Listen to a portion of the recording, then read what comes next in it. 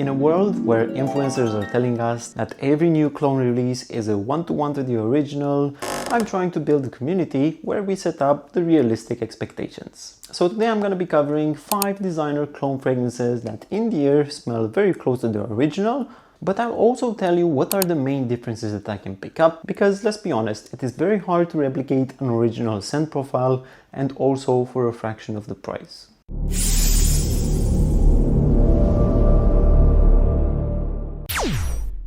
And today I'm gonna be ranking them from the least close to the closest. And I have to tell you one thing, the number one, if it wasn't the clone of a discontinued fragrance, I think they would have probably have some troubles with the brand because it should be illegal how close it gets. And on the number 5 spot, I have Armaf Dunescape. And if you've seen my first impression video, you probably saw that I gave this fragrance a 5 out of 10. And that was based off the opening. This fragrance has some mandarin and some bitter orange in the opening, which combined with the geranium and the sage, it kind of gives the opening a bit of a sour feeling. And like most of you guys know, one of the staple things of YSL Y EDP is the apple in the opening.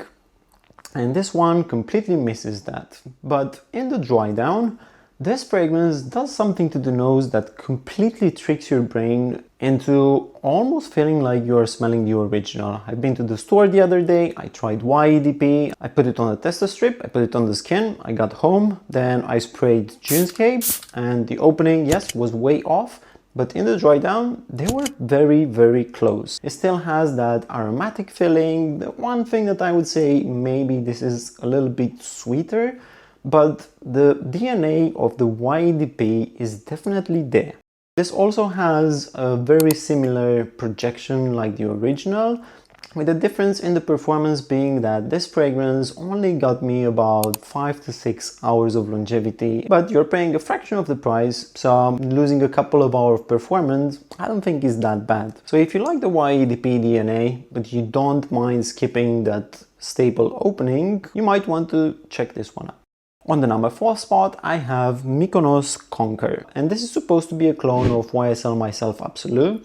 And comparing them side by side, this fragrance has a little bit less spices in the opening, definitely less ginger, and it's also a touch sweeter and less aromatic, but it gets pretty linear, and in the air it's gonna be very hard for the people who are passing by to make a difference between this and the original. Performance wise on this fragrance is also pretty good. This one actually projects better and it has a bit less longevity. As from this one I got about 7 hours, so still pretty solid. On the number 3 spot from Perfume Parlour, I have Raise White, and this is their take on Tom Ford Soleil Blanc. And I think that they did a phenomenal job with this fragrance. It captures almost every single aspect of the original. The opening, the dry down, has that sunscreen type of vibe captured perfectly. It has a very good mask for a clone fragrance. And this one is actually confirmed by other people because I was asked by 2 persons if I'm wearing Tom Ford Soleil Blanc. The main differences that I can pick up between this and the original is that this one is a touch powdery, and I would say like obviously the ingredients are not really the same quality if you smell it up close. But they also managed to do a phenomenal job with the performance.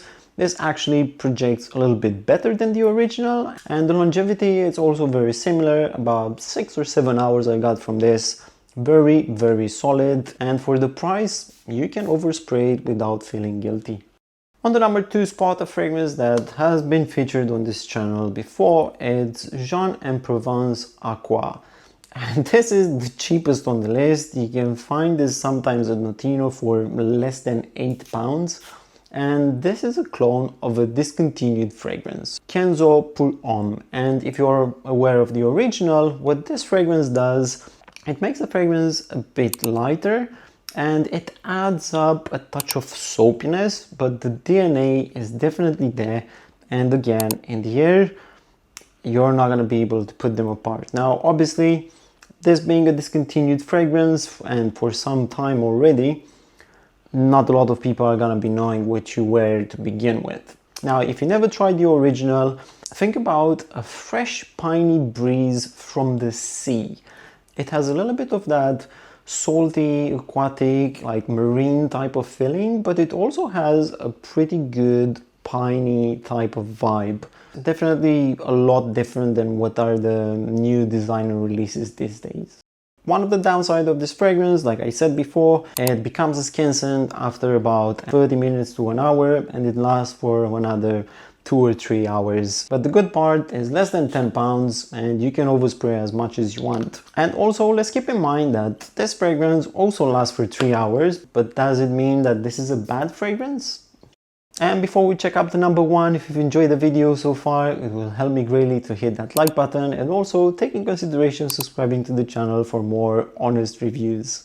And on the number one spot, the fragrance that, like I said, if it wasn't discontinued, there would have probably been some issues.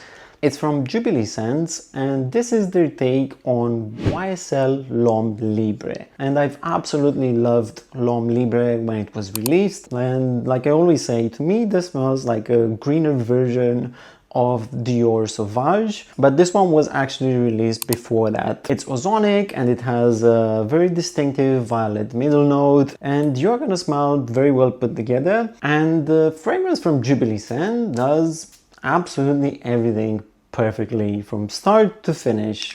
It is very hard to pick up any differences between the two. I did multiple tests with them side by side, and it's very hard to pinpoint anything. Yeah, I would say maybe this one has the aromatics toned down just a tiny bit, but in the air you're not going to be able to differentiate these two fragrances. Performance wise, this is also solid. It has good projection for the first 2 to 3 hours, and it also has a very good longevity for an eau de parfum. I got between 6 and 8 hours of longevity with this fragrance. Very, very good for the price point. And this brand also does quite a few discontinued fragrances. So if you're interested in discontinued fragrances, I would definitely recommend you to check them out. I haven't tried all of them, so I don't know how close the other ones are, but this one, it's very, very close. So if you're nostalgic that you can't find Homme Libre anymore, this is your pickup. So these are 5 fragrances that in the air will smell very close to the original, and I'm very curious to know what are some clones of designer fragrances that you've tried that were also close to their counterparts. Thank you very much for watching, and I'll see you in the comments.